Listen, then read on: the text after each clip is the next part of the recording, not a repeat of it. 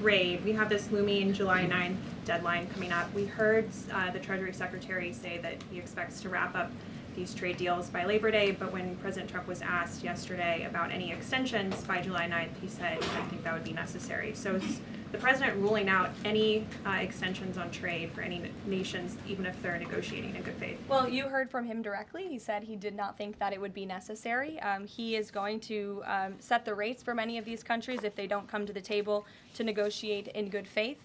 And he is meeting with his trade team this week to do that. I bring to you original correspondence from the President of the United States to our Fed Chair, Jerome Powell. As the President has consistently stated, the American economy is booming. And there were so many economic analysts who said that this president's policies would drive our economy down, when in fact we have seen the opposite. We've seen a massive deregulation campaign take place.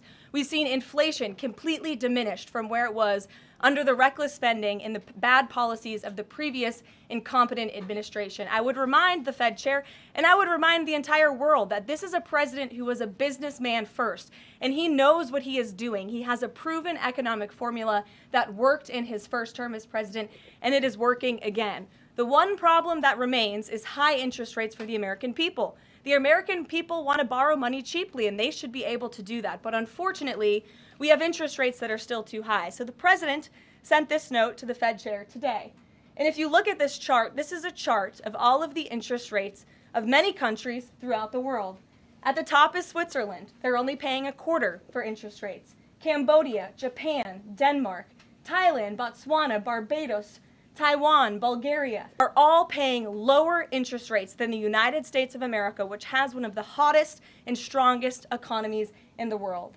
The president sent this note to the Fed chair. It says, Jerome, you are as usual too late. You have cost the USA a fortune and continue to do so. You should lower the rate by a lot.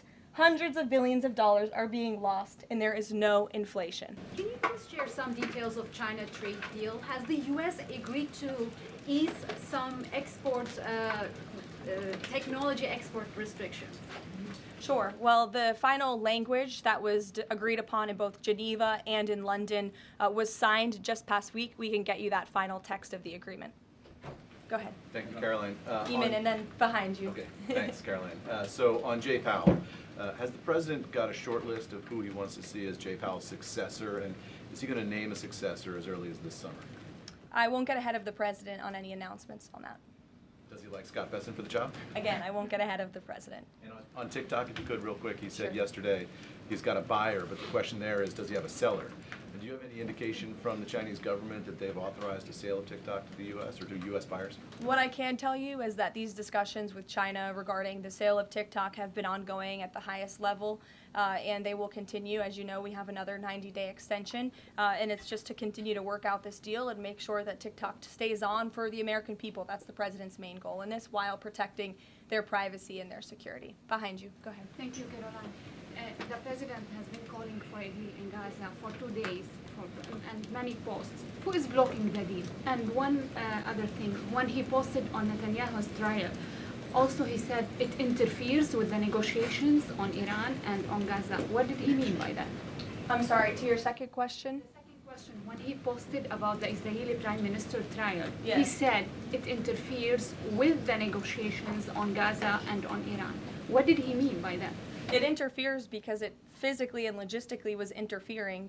The prime minister was slated to go to court last week when he's in the middle of negotiating a peace deal and bringing hostages out of a war-torn region. And so the president was simply, I think, emphasizing his empathy that he has for Bibi Netanyahu and seeing him go what he's going through with his own judicial system in the state of Israel. Clearly, the president knows that very well.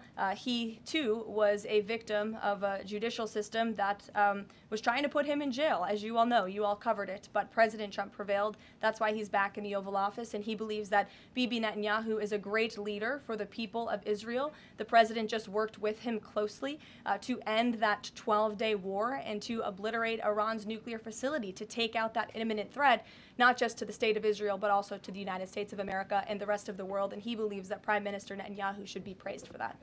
Go ahead. Ms. Caroline, on the mega bill and the amendment that would limit Medicaid expansion under the Affordable Care Act, does the president want that amendment to pass? The president wants this bill to pass. Meredith. Hey, thanks, Caroline.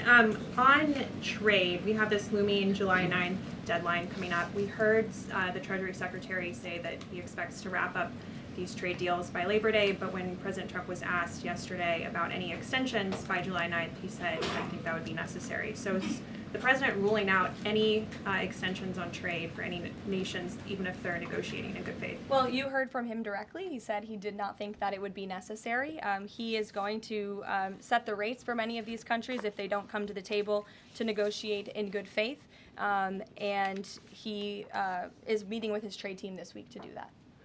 Mary. Thanks, Caroline. I just watched a CNN segment on a new app called Ice Block, and it kind of appeared to be promoting this app where you can tell people where ICE agents are. Given the recent rise, An app that tells people where ICE agents are? Yes. And given the rise, I believe 500% increase in assaults on ICE agents, I wanted to see if you could comment on that and why CNN would be promoting such an app.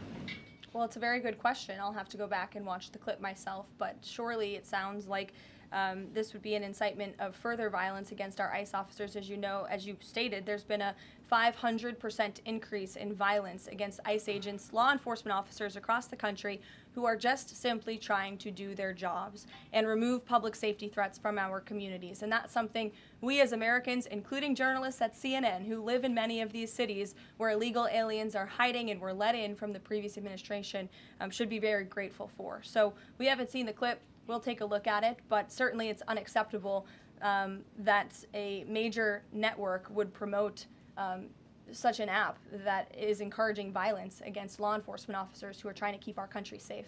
Caroline, Shelby. I just wanted to get a clarification on the Senator Rick Scott's amendment. It sounds like the president is agnostic about whether it's attached. Is that accurate? Look, I'm not going to get into the details of the discussions that are ongoing right now, but the president wants these senators to come to a conclusion, to get this bill back to the White House as soon as possible and make sure that it's a piece of legislation that can make its way back through the House as well. So obviously there's some ping-ponging between both sides of Capitol Hill right now, but that's why Senator Thune and Speaker Johnson are working with the president in lockstep every step of the way. In the back, News Nation, go ahead. Thanks, Caroline. The president did and announce. then in front of you, yes. In front of. Sure, I'll take both of you. The president did announce last week that the trade deal with India is closed, and this could happen anytime soon. Are there any roadblocks as of now? Are there any updates on that? And how does the president see this about China's role or its influence in the Indo-Pacific region? Sure, yes. The president said that last week, and it remains true. I actually just spoke to our Secretary of Commerce about it. He was in the Oval Office with the president. They are finalizing these agreements, and you'll hear from the president and his team, his trade team, very soon when it comes to India. And on China? How do we counter China on that front? Yes, I mean, look, India remains a very strategic ally in the Asia Pacific, and the president has a very good relationship with Prime Minister Modi, as you know, and he will continue to have that. Go ahead. Thank you, Caroline. On the reconciliation bill, Senator Tillis from the floor yesterday seemed to suggest President Trump was getting bad counsel on the effects of the bill. Is President Trump aware of the analyses, and there are several of these, that suggest if rural hospitals potentially close, if there are Medicaid patients in the millions that become ineligible for that? Yes, and that claim is just simply untrue. Rural hospitals comprise 7% of all hospital spending on Medicaid, and that illustrates that they have not benefited from the massive increase of waste, fraud, and abuse under the Biden administration. So this bill strengthens Medicaid. It will protect those benefits that hardworking Americans need, and that's why the president wants this bill to pass. The senator was wrong. The president put out a Truth Social post addressing it, and then the senator announced he's no longer running for office anymore. So I think that case has been closed, and the White House is continuing to focus on getting this legislation to the president's desk for his signature. Go ahead. Yes, you. Yeah, thank you so much. Well, you and then you. There's confusion here. A question on Syria. Go ahead. Has the Syrian government get back to you that they are ready to join the Abraham Accord? Is there any discussion with the Syrian and Israeli government for having a security agreement? Is the first question. And the second question, what's the end goal for talking with the Iranian? Is that only focused on the nuclear program, or they are willing to speak about other issues like the proxy groups and ballistic missiles, or even trade with Iran?